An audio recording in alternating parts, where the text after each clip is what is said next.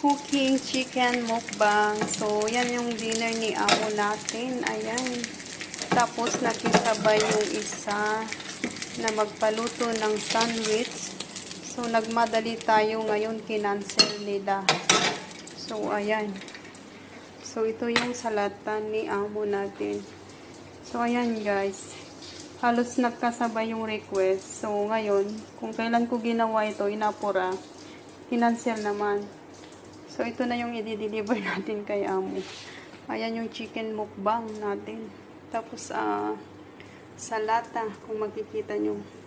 Ayan, guys. So, sayang ang sandwich, guys, oh. Talagang kalat pa tong kusina natin.